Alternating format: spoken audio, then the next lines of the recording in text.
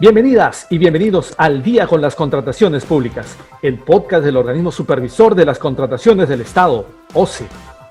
Amigas y amigos que nos sintonizan a través del Internet, sean bienvenidas y bienvenidos a una nueva edición de su podcast Al Día con las Contrataciones Públicas, una producción del Organismo Supervisor de las Contrataciones del Estado, OCE. En este episodio, quien les habla, Jan Velázquez, va a tener el agrado de compartir con ustedes los próximos minutos para conocer más acerca de diversos aspectos en el marco de las contrataciones públicas. En esta oportunidad, nos acompaña Jenner del Águila Sánchez, quien se desempeña como especialista en interpretación normativa de la Subdirección de Normatividad del OCE. Jenner, muchas gracias por estar aquí con nosotros. ¿Qué tal, Jan? Buen día. Es un gusto saludarte y saludar también a toda nuestra audiencia. Un gusto estar aquí con ustedes. Bien, el tema que tenemos para esta semana es la presentación de una oferta. Jenner, lo primero sería saber, cuando se trata de participación en consorcio, ¿se entiende que es un consorcio creado antes de participar o se trata de crear un consorcio en el marco del procedimiento al que postulo? Interesante pregunta, Jan. Mira, tengamos en cuenta dos cosas. Por un lado, el consorcio es un contrato asociativo, no es una persona jurídica. En primera cuenta, el artículo 445 de la Ley General de Sociedades, la 26.887, así lo dice. Dice que es un contrato por el que dos o más personas se asocian para participar en forma activa y directa en un determinado negocio o empresa, obviamente con una finalidad lucrativa, ¿no? Y a ello le sumamos lo que nos dice el artículo 13 de la Ley de Contrataciones del Estado, que establece que la participación en consorcio no implica la obligación de crear una persona jurídica diferente. Entonces, en conclusión, un consorcio no es una persona jurídica y cuando hablamos de participación en consorcio en un procedimiento de selección en el marco de la normativa de contrataciones del Estado, nos estamos refiriendo entonces a la participación en sociedad que dos o más proveedores deciden hacer en el marco de un determinado procedimiento de selección. Y dinos, Jenner, ¿cómo verifico que el monto de mi oferta sea el adecuado? Mira, Jan, esta pregunta es bastante frecuente de parte de los proveedores o potenciales proveedores del Estado.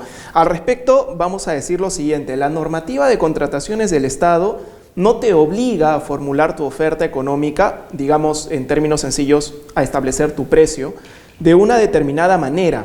Cada proveedor es libre de ofertar el monto que considera es lo que le deben pagar por la prestación que va a ejecutar. Sin embargo, debe tenerse en cuenta que el artículo 68 del reglamento establece que cuando la oferta supera el valor estimado o valor referencial, el órgano que se encuentra a cargo del procedimiento de selección solicita al postor que reduzca su oferta económica. Ahora, en caso el postor decida o no reducirla, si ésta continúa siendo mayor que el valor estimado o el valor referencial, el órgano encargado solicitará la certificación de crédito presupuestario y la aprobación del titular de la entidad. Ahora, en caso no se cuente con estos elementos, la oferta será rechazada.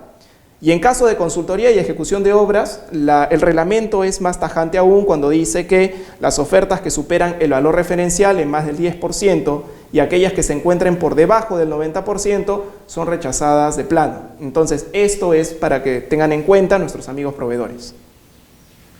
Ahora, Jenner, ¿podrías explicarnos? Cuando presento mi oferta en caso de representación de una empresa, ¿cómo puedo estar seguro de que el documento que estoy presentando es el que acredita dicha representación? Bueno, mira, al respecto, primero debemos entender que hay algunos aspectos que no se encuentran regulados en la normativa de contrataciones del Estado.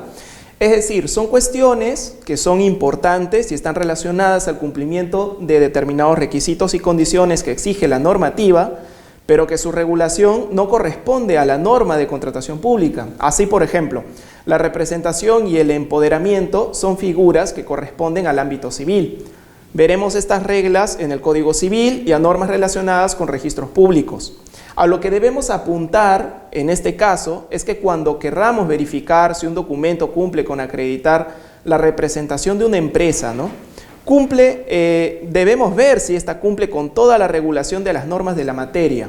A modo de ejemplo, Tenemos que la Ley General de Sociedades indica que por su solo nombramiento el gerente general representa a la empresa en todo trámite, salvo que se haya indicado algo distinto en el pacto social o el estatuto. Entonces, para acreditar la representación, en este caso, en empresas, debería presentarse la copia en donde se acredite su designación como gerente general.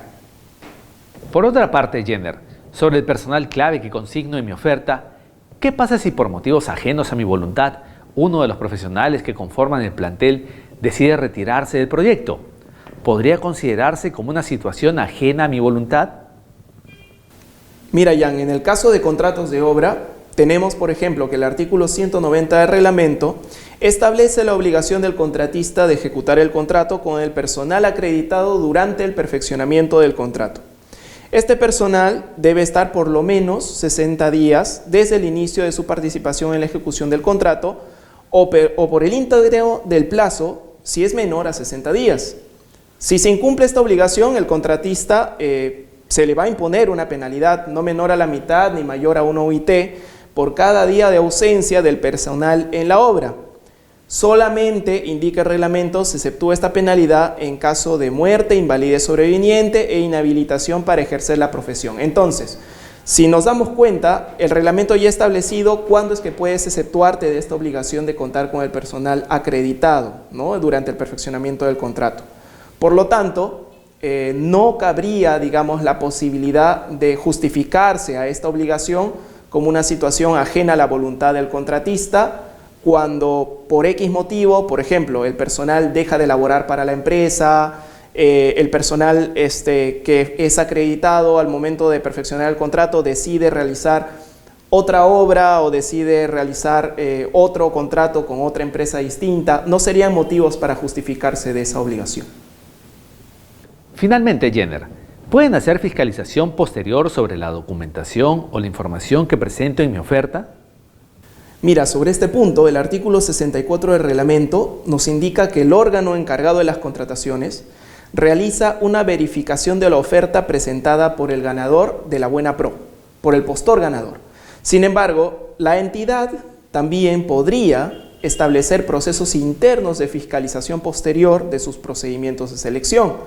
Esto independientemente de haber resultado ganador de la buena pro o no, del proveedor o el postor al cual se le está realizando la fiscalización. Esto es una cuestión de decisión interna. Ahora, las consecuencias de incurrir, por ejemplo, en una situación de presentación de información falsa o inexacta son varias, ¿no? Son diversas. Por ejemplo, una situación es una causa probable de sanción por parte del Tribunal de Contrataciones del Estado con inhabilitación. También pueden darse, por ejemplo, situaciones de determinar responsabilidades civiles o penales. Esto va a depender de cada situación que se presente. Muy bien, agradecemos a Jenner del Águila, especialista en interpretación normativa de la Subdirección de Normatividad del OCE, por haber compartido con nosotros respecto a la presentación de una oferta. Muchas gracias, Jenner.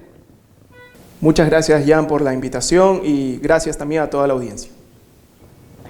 Bien, amigas y amigos, antes de despedirnos, les recordamos que pueden seguirnos a través de las cuentas oficiales del OCE en redes sociales.